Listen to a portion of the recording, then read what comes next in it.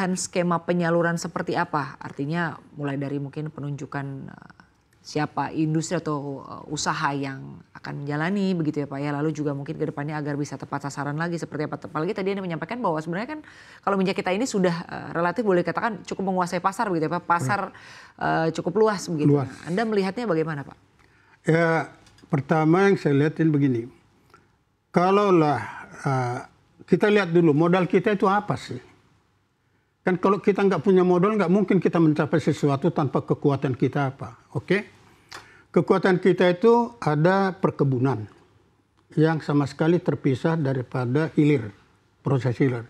Di hilir itu ada 83 perusahaan produsen minyak goreng.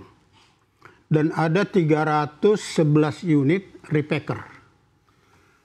Kalau hemat saya seperti yang disampaikan oleh Pak Luhut, supaya semua itu bekerja sama dengan baik, apalagi baru-baru ini Pak dari Kemendak mengharapkan supaya volume 2 kali lipat, itu nggak mungkin kita capai kalau hanya dibebankan tugas ini kepada produsen migor. Produsen migor itu hanya 83 perusahaan.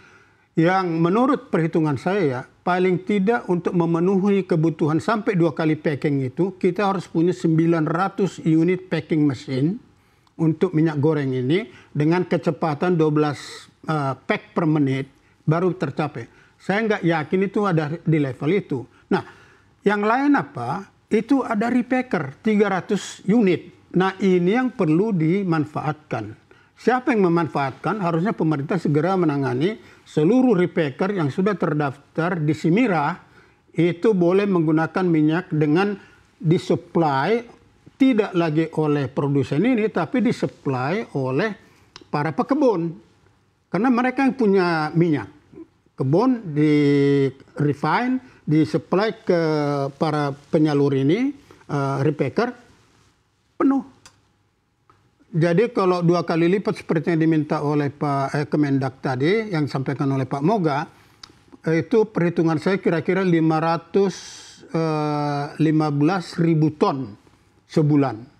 Nah, repacker itu punya kemampuan dan mereka sudah investasi loh. Kan sayang aset ini didiamkan padahal kebutuhan kita. Jadi bagaimana caranya? Caranya adalah saya kira Kemendak sedang menjalankan ini. Mereka akan langsung berhubungan dengan para penghasil minyak sawit dari kebun untuk mensuplai mereka. Tidak perlu melalui produsen lagi. Sehingga bisa terpenuhi semuanya. Baik, lalu selanjutnya Pak, Anda sendiri melihatnya sekarang di tengah masalah yang ada begitu ya Pak ya. Tadi Anda menyampaikan ya distribusinya ke depannya perlu diperbaiki. Lalu juga mungkin harganya perlu dievaluasi ulang ya Pak ya. Mungkin dilihat lagi seperti apa, apakah harga yang sekarang ini sudah cukup relevan atau tidak begitu ya Pak ya. Ya. Dengan adanya kasus kecurangan takaran minyak goreng atau minyak kita ini kan tentunya masyarakat nanti ke depannya akan kurang kepercayaan. Anda sendiri melihatnya akan ada dampak apa Pak dari berkurangnya kepercayaan masyarakat terhadap minyak kita misalnya? Saya kira pertama ya, critical issue-nya itu tadi kalaulah ditangani di satu institusi. Yang kedua adalah bahwa harga ke luar negeri jangan di-cascade, jangan diterjemahkan ke pasar harga dalam negeri. Harga dalam negeri ditentukan sendiri. Sebagai contoh aja. Jadi ada perbedaan penetapan harga. Itu seperti disampaikan oleh Pak Presiden dalam hal gabah kering panen. Kok bisa? 6.500 1 kilogram gabah kering panen bisa itu? Kenapa kita tidak jalankan? Kekuatan apa di belakang ini sehingga kita nggak bisa menjalankan itu? Saya kira harusnya pemerintah udah tegas. Untuk dalam negeri, pemerintah mengharapkan bahwa harga untuk minyak goreng itu affordable. Affordable berapa? 15.700 seperti yang ditetapkan. Untuk itu berapa? Maka harga dalam negeri CPO ada di 12.100 perak. Di luar PPN. Dapat. Harga luar negeri boleh di level 15.000 untuk berkompetisi dengan usaha lain bisa dilakukan. Nah, dengan begitu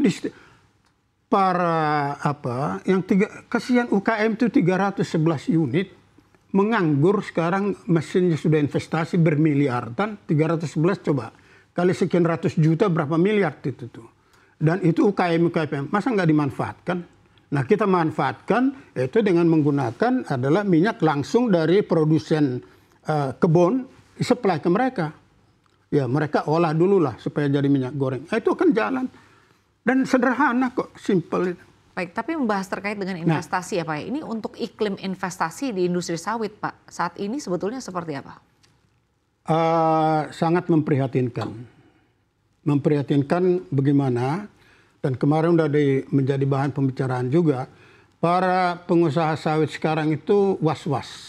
Karena kejadian ada duta palma yang ditarik langsung dengan ada masalah hukum.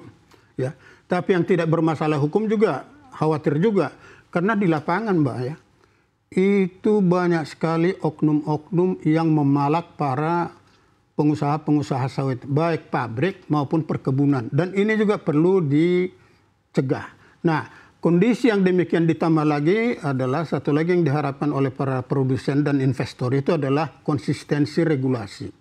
Kalau itu ada, saya kira kita akan berkembang. Nah, kalau harga rendah di dalam negeri, harga luar ini, saya yakin ini juga menjadi embrio untuk, kan kita mau hilirisasi. Bahkan banyak industri dari luar masuk ke dalam negeri karena di dalam negeri harga minyak sawit murah. Dibandingkan dengan luar, lebih baik mereka berproses di sini, kemudian ekspor lagi, employment kita dapat, corporate tax-nya bisa dapat, dan lain-lain. Tapi untuk menghindari agar tidak terjadi penyelundupan, ini yang perlu kita tanggulangin. Yaitu misalnya seluruh transaksi sawit dan minyak kelapa palm kernel oil dilakukan melalui bursa komoditi. Sekarang ada 2, jadi terserah mereka kemana.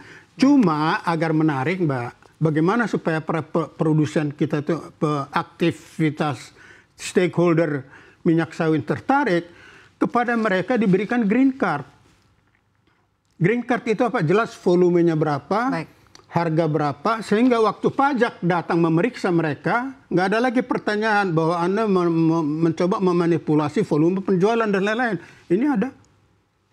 Jadi bagi mereka lebih tenang bekerja. Itu saya kira. Menurut saya yang saya lihat amati beberapa lama ini, kira-kira begitulah. Jadi buatlah suasana yang kondusif, supaya mereka investor berada.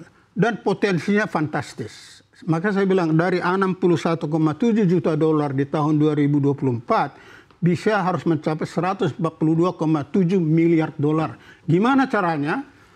Produktivitas di kebun tinggi, di hilir juga jalan. Dan sekaligus dengan harga yang rendah tadi, Mbak, kita kan juga biodiesel. Harga biodiesel itu adalah harga CPO plus 85 dolar. Nah, kalau harga CPO-nya turun di dalam negeri, kan harga